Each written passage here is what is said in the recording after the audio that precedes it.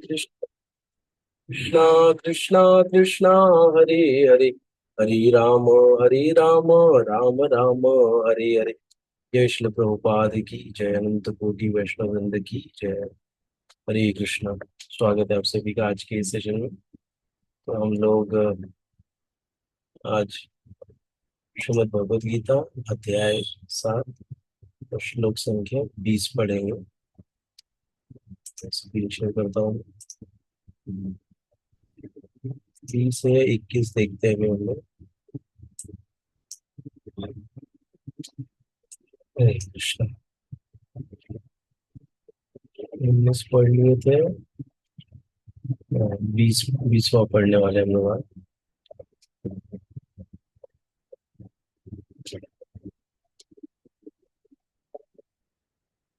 ये भी बहुत अच्छा श्लोक है।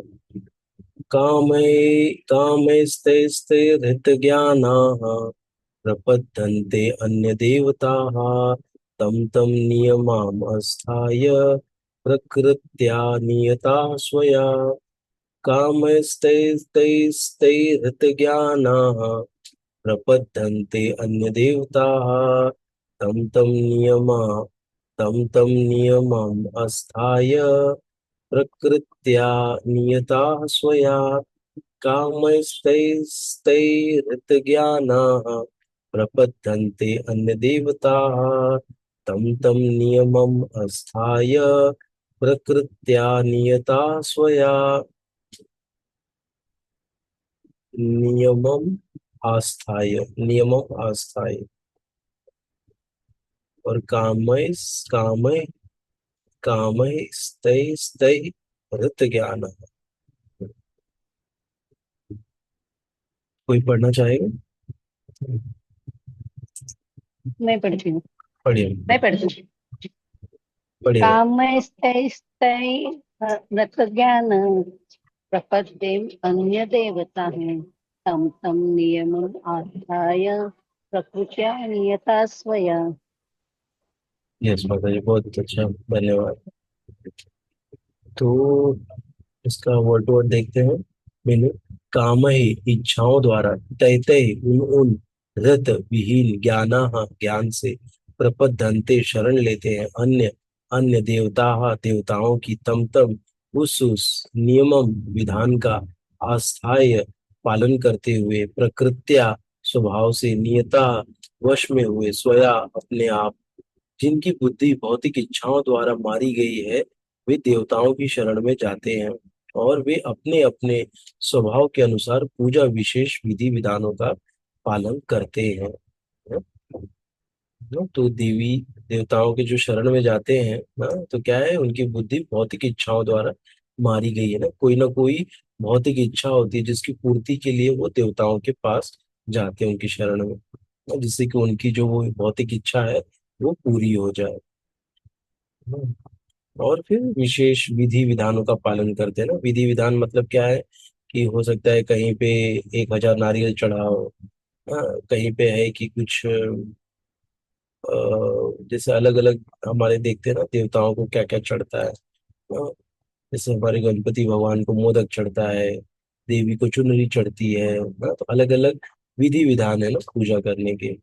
तो उनके अनुसार वो अपने स्वभाव से ऐसे पूजा विशेष विधि का पालन करते हैं।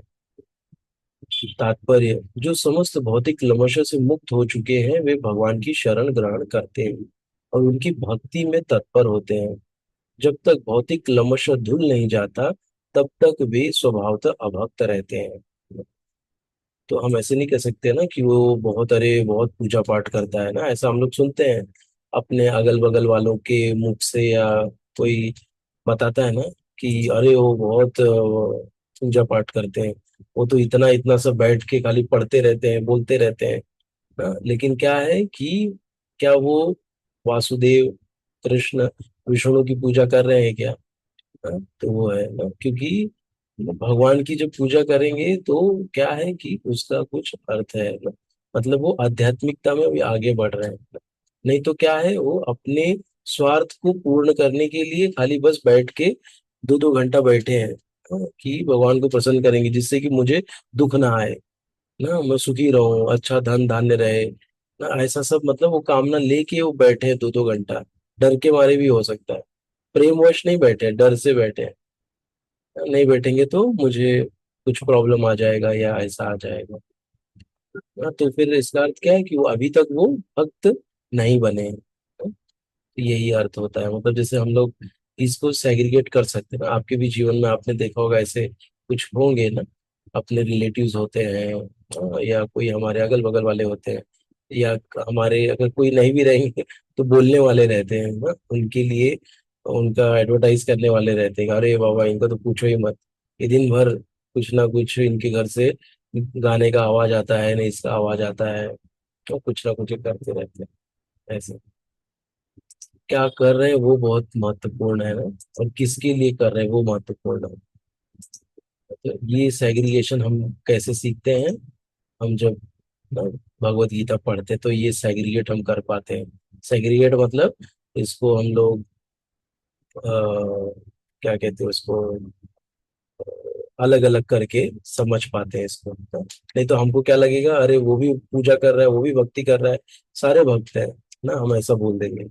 लेकिन नहीं, इसका क्रमशः भौतिक क्रमशः गंदगी जो है वो धुल गई है, तब वे स्वभावतः अभक्त, नहीं धुली तब तक वो अभक्त रहते हैं। किंतु जो भौतिक इच्छाओं के होते हुए भी भगवान की ओर उन्मुख होते हैं, वे बहिरंगा द्वारा आकृष्ट नहीं होते। बहिरंगा शक्ति भगवान की माया शक्ति है ना, जो भगवान के लिए कार्य करती है। माया शक्ति, माया देवी मतलब क्या है, दुर्गा देवी ना, वही माया, माया का रूप है वही ना, पार्वती, जो हमारे शिव जी की पत्नी है।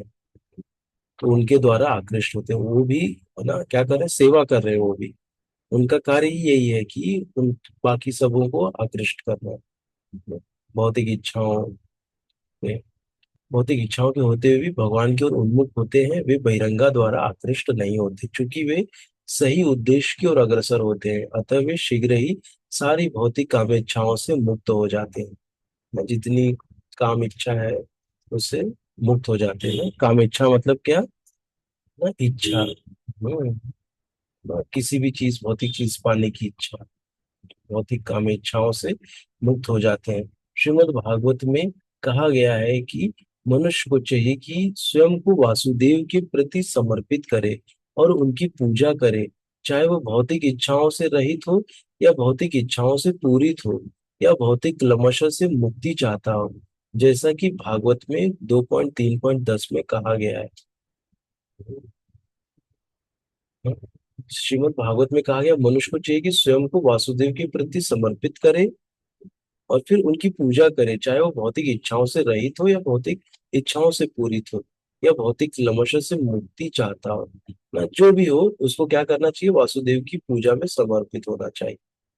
वही कह रहे हैं जैसे कि भागवत 2.3.10 में कहा गया है, और काम सर्व कामो व मोक्ष काम उदारधि तीव्रेण भक्ति योगेन यजेत पुरुषम परम। जो अल्पज्ञ है और जिन्होंने अपनी आध्यात्मिक चेतना खो दी है, वे भौतिक इच्छाओं की अविलंब पूर्ति के लिए देवताओं की शरण में जाते हैं। सामान्यतः ऐसे लोग भगवान की शरण में नहीं जाते, क्योंकि वे निम्नतर गुण वाले रजोगुण तथा तमोगुण होते हैं। अतः वे विभिन्न देवताओं की पूजा करते हैं ना, गुण के हिसाब से भी पूजा होती है। तमोगुण में है, रजोगुण में है, उसके हिसाब से देवी देवताओं का चयन करके उनकी पूजा करते हैं। वे पूजा के विधि विधानों का पालन करने में ही प्रसन्न रहते हैं ना। हो सकता है कि बड़ा बड़ा मतलब रहता है कि पूरा 9 दिन का उपवास रहता है ना, तो उसमें वो लोग प्रसन्न रहते हैं। देवताओं के पूजक छोटी छोटी इच्छाओं के द्वारा प्रेरित होते हैं और यह नहीं जानते कि परम लक्ष्य तक किस प्रकार पहुंचा जाए। किंतु भगवत भक्त कभी भी पथभ्रष्ट नहीं होता, क्योंकि वैदिक साहित्य में विभिन्न उद्देश्यों के लिए भिन्न भिन्न देवताओं के पूजन का विधान है।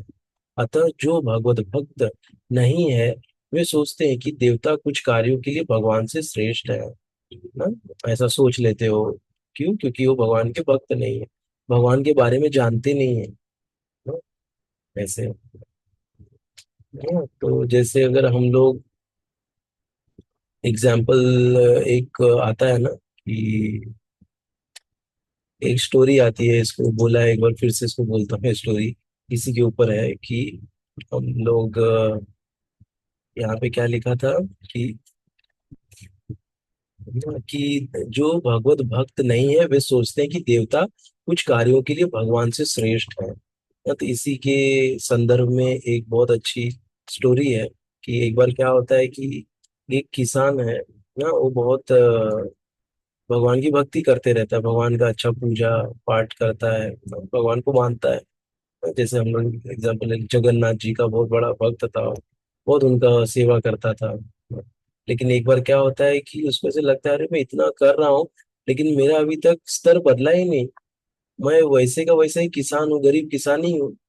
कैसे मैं मतलब होगा मेरा उद्धार, और कैसे मैं मतलब अच्छी मेरी परिस्थिति आएगी, ऐसे उसको होता है। तो फिर वो देखता है कि उसके गांव के जो जो बात करते रहते दोनों जन, तो वहां पे एक मुखिया आता है। तो वो पूछता है अरे ये कौन है, बोलता ये मुखिया है। बोले "ये पूरे गांव के मुखिया है"। तो बोले ये क्या हम सबसे बड़े हैं क्या? बोला हाँ ये सबसे बड़े हैं ना, ये बहुत सारे चीजों का मतलब मतभेद मिटाते हैं और इनको बहुत मान सम्मान सब देते हैं। जब भी ये आते हैं तो सब उठ के खड़े हो जाते हैं, इनको सलाम करते हैं, नमस्ते करते हैं ना, इनको बहुत आदर मिलता है। तो बोलता है, अच्छा। तो वो क्या करता है कि वो उनके साथ हो लेता है। वो बोलता है, जाता है सरपंच के पास, बोलता है सरपंच जी क्या आप मुझे अपने पास काम के लिए रख सकते हो क्या? सरपंच को भी काम वाला कोई चाहिए रहता होता, ठीक है भाई रह जा, काम कर। तो उनके साथ में वो काम करने लग जाता है, उनके साथ में जाता है, देखता है ना। तो फिर क्या होता है कि उसी समय वहां पे एक एक आ जाते हैं, अ, जैसे क्या कहते हैं, जोनल के जोन के मतलब पूरे मेन आ जाते हैं वहां पे, या डिस्ट्रिक्ट पकड़िए डिस्ट्रिक्ट कलेक्टर आ जाते हैं। तो वो पूछते हैं अरे ये डिस्ट्रिक्ट कलेक्टर कौन है ये? बोले ये डिस्ट्रिक्ट कलेक्टर। बोले ये आपसे बड़े हैं क्या? हाँ ये मेरे से बहुत बड़े हैं, इनका बहुत मान सम्मान है, सारे जितने भी गांव वाले हैं ये सारे गांव वालों के ये मेन है ऐसे। तो बोलते हैं, अच्छा। तो फिर सब बोलते हैं कि अच्छा, तो उनके पास जाता है डिस्ट्रिक्ट कलेक्टर के पास, बोलता है कि सर मैं आपके पास नौकरी कर सकता हूँ क्या? तो बोलते हैं ठीक है भाई कर लो। तो ऐसे करके तो फिर वो डिस्ट्रिक्ट वाले जाते हैं जो स्टेट के चीफ मिनिस्टर रहते हैं उनके पास, जो स्टेट पूरा संभालते हैं। तो वो बोलते हैं, सेम यही रिपीट करते हैं, उनके पास देखा रहे कौन है बड़े हैं। फिर उनके पास जॉब को वो लेते हैं। फिर वो स्टेट वो मंत्री जो रहते हैं, तो मंत्री जाते हैं ना, देखते हैं राजा के पास जाके प्रणाम कर रहा है, सर झुका रहा है। तो बोलता है ये बड़े हैं क्या? बोलते हैं हाँ ये राजा है। सब मंत्री लोग इनको रिपोर्ट करते हैं। तो वो राजा को प्रणाम करता है और फिर राजा से रिक्वेस्ट करता है कि मैं आपके यहाँ नौकरी के लिए लग जाऊं क्या? तो राजा बोलता है चलेगा लग जाओ। तो फिर वो राजा का वो भी पर्सनल ये बन जाता है, सेवा करने लग जाता है। तो फिर एक देखता है कि बार बार राजा एक कमरे में जाता है और 2-2 घंटा बैठे रहता है। फिर राजा से बाहर आके पूछे कि राजा आप कहाँ जाते हैं? और देखिए दंडवत कर रहे हैं। तो बोले कि मैं अंदर जाता हूँ। बोले अंदर क्या है? तो बोले आओ दिखाता हूँ। तो वो देखते हैं कि वही जगन्नाथ जी भगवान बलदेव सुभद्रा माई बैठे हैं। और फिर उनको देख के वो क्या कर रहे हैं, तो भगवान को प्रणाम कर रहे हैं। तो बोलते ये क्या आपसे बड़े हैं क्या? तो बोलते हाँ ये तो सबके भगवान हैं, सबसे बड़े हैं ये। हाँ, ऐसे करके सारे राजाओं के सबसे बड़े राजा यही है, सबके गुरु से सबसे बड़े गुरु यही है, ऐसे करके। तो बोलता है अरे मैं तो इन्हीं की पूजा कर रहा था। तो अब फिर क्या होता है, वापस आता है भगवान के पास, अपने घर में उन्हीं की पूजा करता है। तो ऐसा है। तो क्या होता है कि हम लोग पूरा घूम घूम के वापस वहीं पे आते हैं जो हमारे लिए पूजनीय है। तो इसीलिए हम जो कर रहे हैं वही मतलब बोलते हैं ना कि भगवान मिल गए हैं, तो हमको और कहीं देखने की जरूरत नहीं है। फिर ये ना हम करें कि हम जाएं देवी देवताओं के पास कुछ मांगने के लिए, तो वैसा नहीं होना चाहिए। तो यही ये स्टोरी बताती है, यही चीज। हम्म।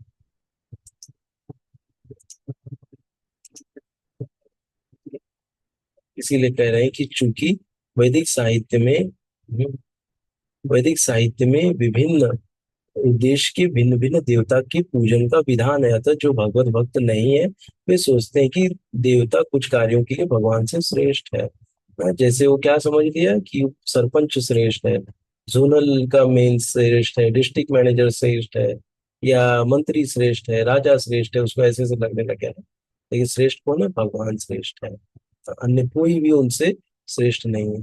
किंतु शुद्ध भक्त जानता है कि भगवान कृष्ण ही सबके स्वामी है। चैतन्य चरितामृत में आदि लीला 5.142 में कहा गया है, एकले ईश्वर कृष्ण हर सब भृत्य। केवल भगवान कृष्ण ही स्वामी है और अन्य सब क्या है? दास है। फलतः शुद्ध भक्त कभी भी अपनी आवश्यकताओं की पूर्ति के लिए देवताओं के निकट नहीं जाता है। वह तो परमेश्वर पर निर्भर रहता है और वे जो कुछ देते हैं उसी में संतुष्ट रहता है। ये हमारे लिए बहुत इंपॉर्टेंट है कि संतुष्ट रहना। ना, हमको जो मिला है वो भगवान की कृपा से मिला है, वो कदापि कम नहीं है, ना बहुत ज्यादा है, ना भगवान की कृपा से। ये हमको सोचना चाहिए, ना ऐसे भावना हमारे अंदर होनी चाहिए। ना परमेश्वर ने क्या किया, हमको बहुत दिया है, कम नहीं दिया है। और इसलिए हमको क्या है, भगवान पर निर्भर रहना कि जो मिल रहा है उन्हीं की कृपा से मिल रहा है। ना कर्म अपना करना है, लेकिन रिजल्ट के लिए और सबके लिए भगवान पे निर्भर रहना, भगवान पर आश्रित रहना। ये नहीं कि बाबा मैं अपनी शक्ति से कर दूंगा, मेरे अंदर शक्ति है, मेरे अंदर पावर है, मैं इसको अचीव कर लूंगा। ना, ऐसा रहता है ना कि अरे मैं इसको तो 2 मिनट में कर दूंगा। तो वो मैं नहीं बोलना चाहिए ना, भगवान कृपा करेंगे तो इसको मैं 2 मिनट में कर सकता हूँ, 5 मिनट में कर सकता हूँ।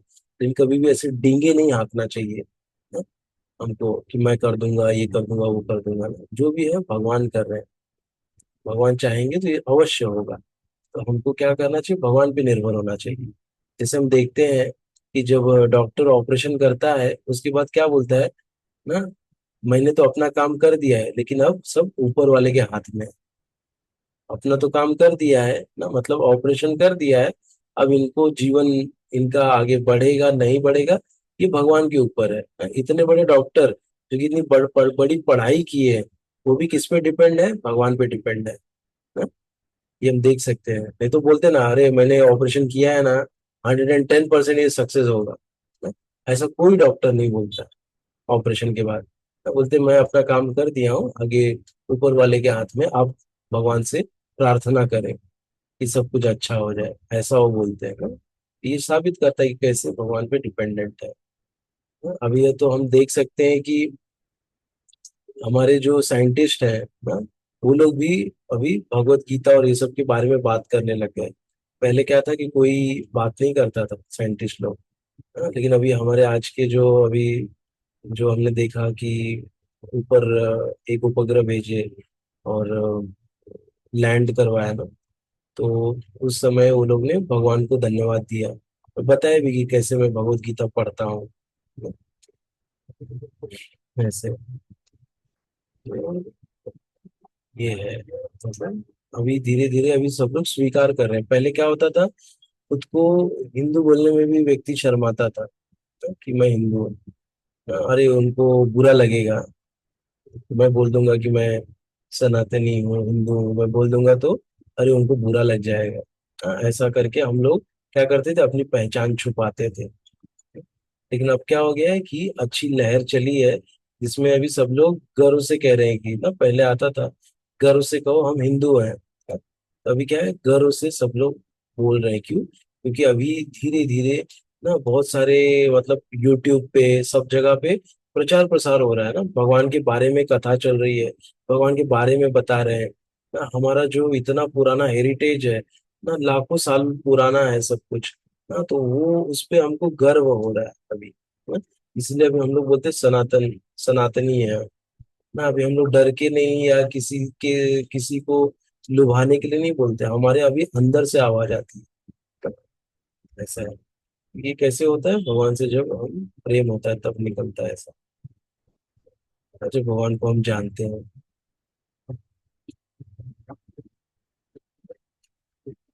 एक और श्लोक हम लोग पढ़े क्या, देखते हैं। पढ़ते हैं स्कूल में, हम लोग इसी से कनेक्टेड है।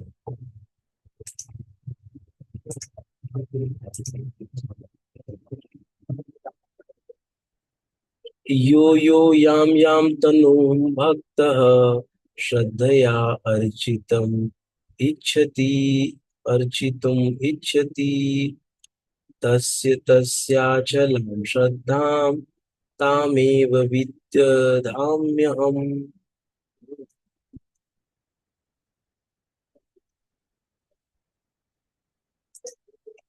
21वां श्लोक है। यो यो याम याम तनुं भक्तः श्रद्धया अर्चितुम् इच्छति तस्य तस्या अचलां श्रद्धां तामेव विदधाम्यहम्।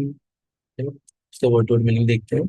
यह जो जो, याम याम जिस जिस, तनुम देवता के रूप को, भक्त भक्त, श्रद्धया श्रद्धा से, अर्चितुम पूजा करने के लिए इच्छित इच्छा करता है, तस्य तस्य उस उसकी, अचलाम स्थिर, श्रद्धाम श्रद्धा को, ताम उस, एवं एव निश्चय ही, विदधामी देता हूँ अहम मैं प्रत्येक जीव के हृदय में परमात्मा स्वरूप स्थित हूँ। जैसे ही कोई किसी देवता की पूजा करने की इच्छा करता है, मैं उसकी श्रद्धा को स्थिर करता हूँ, जिससे वह उसी विशेष देवता की भक्ति कर सके। ये शक्ति कौन दे रहा है? भगवान ही दे रहे हैं ना। भगवान क्या है ना, एक परम प्रिय मित्र के रूप में हमारे हृदय में विराजमान। तो वही हमको ना ये देते हैं कि हम लोग जाएं उसी विशेष देवता की भक्ति करें, जिससे हमारा जो कुछ भी हमको मिलने वाला है मिले। क्योंकि भगवान क्या चॉइस देते हैं हमको। लेकिन भगवान बोलते नहीं कि आप यही करो। हमको चॉइस देंगे, आपके पास चॉइस है, ये करोगे, ये करोगे, ये करोगे तो ऐसा होगा, ये करोगे तो ऐसा होगा। ये क्या है? विवेक बुद्धि है। ये जब हम शास्त्र पढ़ते हैं तो हमको विवेक बुद्धि भी मिलती है। तो विवेक बुद्धि कहाँ से मिली? कृष्ण ने दी हमको ना। क्यों? क्योंकि उन्होंने हमको प्रोत्साहित किया कि ये शास्त्र पढ़ो, ये ज्ञान को अर्जित करो। उन्होंने ही शक्ति दी, उनकी शक्ति की वजह से हम लोग कर रहे हैं, बोल पा रहे हैं, समझ पा रहे हैं। तो वही शक्ति वो देते हैं ना, जब हम चॉइस लेते हैं कि हम किसी देवता की पूजा करें। तो वही चैत्य रूप गुरु के रूप में हमारे अंदर विराजमान है। वही बोलते हैं कि जाओ देवता की पूजा करो। क्यों? क्योंकि मैंने इच्छा किया है ऐसा करने का। तो भगवान क्या करते हैं? उस इच्छा को पूरी करते, जाओ करके देख लो। ऐसे। तात्पर्य, ईश्वर ने हर एक को स्वतंत्रता प्रदान की है। अतः यदि कोई पुरुष भौतिक भोग करने का इच्छुक है और इसके लिए देवताओं से सुविधाएं चाहता है, तो प्रत्येक हृदय में परमात्मा स्वरूप स्थित भगवान उसके मनोभावों को जानकर ऐसी सुविधा प्रदान करते हैं। समस्त जीवों के परम पिता के रूप में वे उनकी स्वतंत्रता में हस्तक्षेप नहीं करते, अपितु उन्हें सुविधाएं प्रदान करते हैं जिससे वे अपनी भौतिक इच्छाएं पूरी कर सके। कुछ लोग यह प्रश्न कर सकते हैं कि सर्वशक्तिमान ईश्वर जीवों को ऐसी सुविधाएं प्रदान करके उन्हें माया के पाश में गिरने ही क्यों देते हैं? इसका उत्तर यह है कि यदि परमेश्वर उन्हें ऐसी सुविधाएं प्रदान न करे तो फिर स्वतंत्रता का कोई अर्थ नहीं रह जाता। भगवान जब सुविधाएं नहीं प्रदान करेंगे तो स्वतंत्रता का क्या अर्थ हो गया फिर? इसीलिए भगवान कोई हस्तक्षेप नहीं करते उनकी इसमें। अतः वे सबको पूर्ण स्वतंत्रता प्रदान करते, चाहे कोई कुछ करे, किंतु उनका अंतिम उपदेश हमें भगवत गीता में प्राप्त होता है। मनुष्य को चाहिए कि अन्य सारे कार्यों को त्याग कर उनकी शरण में जाए, इससे मनुष्य सुखी रहे। जीवात्मा तथा देवता दोनों ही परमेश्वर की इच्छा के अधीन है।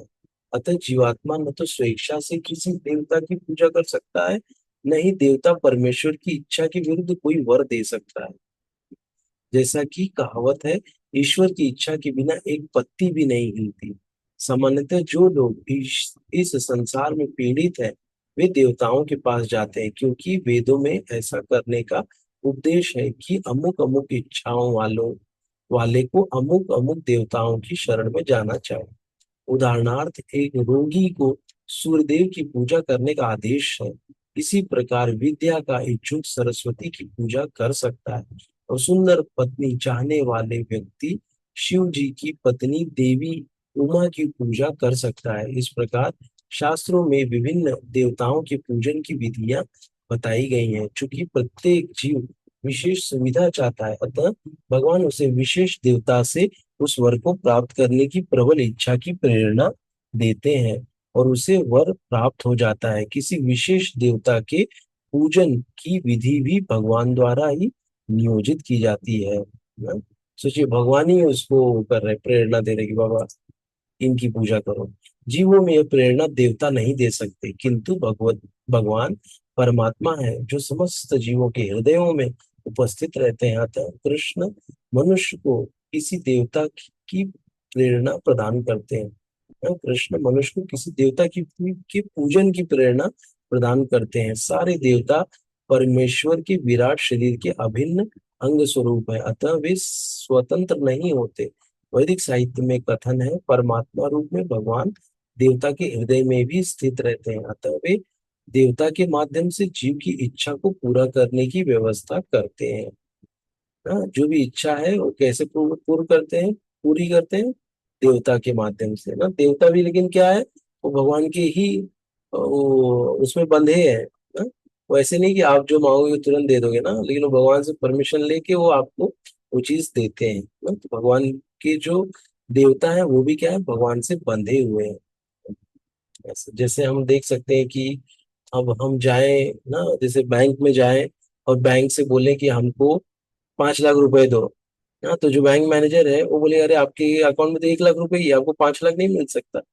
हाँ, ऐसे तो वो क्या है, वो रूल के अंडर में है ना जो मैनेजर है ना। मैनेजर ऐसे नहीं कि निकाल के दे देगा आपको ना। आप किसी दूसरे के अकाउंट से निकाल के आपको 5 लाख मांग रहे हो, लो भाई 5 लाख ना, नहीं, आपके पास जो आपके अकाउंट में है उतना ही मिलेगा आपको ना, उससे ज्यादा नहीं मिलेगा और उससे कम भी नहीं मिलेगा।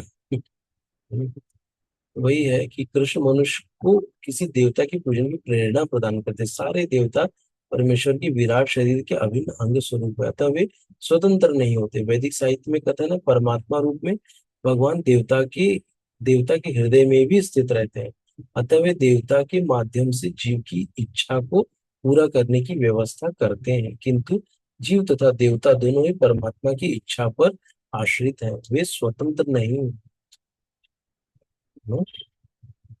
जीव और देवता वो स्वतंत्र नहीं है, दोनों क्या है, भगवान की ही इच्छा पे आश्रित है। फाइनल इच्छा क्या है, भगवान की इच्छा ही है, जो होगा वो भगवान का ही है, क्योंकि उनके बिना कोई पत्ती भी नहीं। क्योंकि हम लोग जाते हैं दुकान में, चूज करते हैं, तो हमने ये ले लिया, ये कलर का मिक्सर ले लिया, ये कलर की कार ले ली, ये कलर की स्कूटी ले ली। हमको लग रहा है हम ले रहे हैं, लेकिन वो भगवान ऐसे हमको एक्चुअली वो क्रेडिट भगवान को देना चाहिए। भगवान की कृपा से मैं ना सही कलर चूज कर पाया।